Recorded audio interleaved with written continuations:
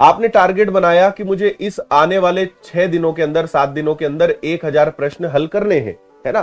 तो मैं क्या करता हूं, मैं अपना पर्सनल, आपको जब मैं पढ़ाई करता था, जब मैं सिलेक्शंस जो मैंने लिए, मैं आपको बताता हूं, मैं अपने टारगेट्स को 3 हिस्सों में बांटता था। पहला मेरा एक मंथली टारगेट होता था। मैं पूरे साल, मतलब पूरे महीने को एक टारगेट बनाता था कि भाई मई महीना है, इस मई महीने में मुझे मैथ्स को इस लेवल पे ले जाना है, रीजनिंग को यहां ले जाना है, इंग्लिश को यहां ले जाना है, जीएस को ऐसा करना है। एक टारगेट सेट करता था मैं महीने का।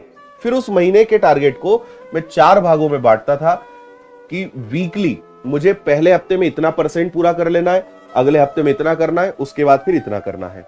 अगला फिर मैं क्या करता था, डेली में उसको शिफ्ट करता था, है ना, कि मुझे डेली क्या करना है। मान लीजिए मैंने कहा कि मुझे महीने में 1000 प्रश्न करने हैं, ठीक है। अब ये बहुत बड़ा लगेगा, महीने में 1000 प्रश्न, उसको हम 4 हफ्तों में बांटते थे। तो 4 हफ्तों में कितने प्रश्न आते थे, 250 प्रश्न आते थे, है ना। 4 हफ्तों में हमने उसको बांट लिया, हर हफ्ते मुझे 250 प्रश्न करना है। अब हर हफ्ते में लगभग होते हैं 7 दिन, है ना। तो अगर आप इसको 7 से भाग दोगे तो 7 या 21 हो जाएगा, और 7 × 5 35, मतलब लगभग 35 से 36 सवाल मुझे रोज करने हैं, है ना। अब ये बहुत आसान है, रोज 35 सवाल करना बहुत आसान है। आप रोज 35 सवाल करोगे, आपके महीने में 1000 प्रश्न सॉल्व हो जाएंगे। बोलते हैं ना, बूंद बूंद से घड़ा भरता है। आप एक काम रोज करो तो प्रॉपर, तो आप पहले तो अपने महीने का टारगेट सेट करिए कि मुझे इस महीने भाई ये लेवल अचीव करना है, मुझे इस सब्जेक्ट को यहां तक ले जाना है, मुझे इस सब्जेक्ट को इतना कंप्लीट करना है, मुझे इस सब्जेक्ट में इतने चैप्टर्स में एक्सपर्ट होना है, इतने सब्जेक्ट 20 चैप्टर्स हैं तो मुझे 10 चैप्टर जो इस महीने खत्म करना है। टारगेट सेट करिए, है ना। उसको वीकली डिवाइड करिए कि मुझे इस हफ्ते क्या करना है ना। उसके बाद उसको डे टू डे पे डिवाइड करिए कि मुझे आज क्या करना है। आप देखोगे ये वो तरीका है, पता है, जो काम लोग 1 साल में करते हैं ना, आप 1 महीने में करके फेंक दोगे। ये वो तरीका है।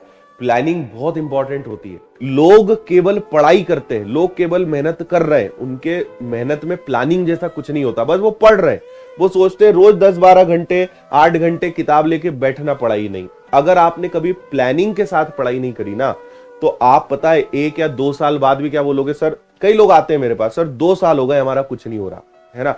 फिर जब मैं उनको खोदता हूं, उनके बारे में पता लगाता हूं, तो वो अधिकतर मुझे मिलते हैं कि सर हम तो पढ़ रहे हैं रोज, हम रोज लाइब्रेरी जाते हैं, आज मूड हुआ कि आज मैथ्स लगा ले तो मैथ्स लगा लिया। उनका कोई टारगेट नहीं है, उनको कुछ नहीं पता कि इस महीने में मुझे क्या करना है, मुझे 6 महीने में अपने आप को किस लेवल का बनाना है, कुछ नहीं पता। वो सोचते हैं आज मन कर रहा है इतिहास पढ़ने का, तो आज सर हमने 5-6 घंटे इतिहास पढ़ लिया।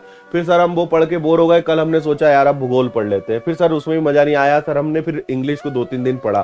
फिर सर इंग्लिश में 2-3 दिन में कुछ सुधार नहीं हुआ, तो हमने उसको बंद करके मैथ्स लगाना चालू कर दिया। वो यही करते रहते हैं। अब बोलने को आप 6-8 घंटे पढ़ रहे हो, लेकिन क्या इससे रिजल्ट मिलेगा? नहीं मिलेगा। रोज काम करना पड़ेगा, और केवल काम नहीं करना पड़ेगा, आपको प्लानिंग भी करनी पड़ेगी। प्लान करिए कि मुझे क्या अचीव करना है, उसको डिवाइड करिए अपने दिनों में, हफ्तों में, महीनों में। आप देखिए आप बहुत आगे निकल जाएंगे लोगों से। ये लिखना कहना आसान है, मैं क्या बोल रहा हूं, दुनिया का सबसे आसान काम क्या है? कहना, बोलना। करना बहुत डिफिकल्ट है। ये हर एक को पता है कि ऐसा करना चाहिए, हर एक से करते नहीं बनता, और जो कर लेता है ना, वो आगे निकल जाता है।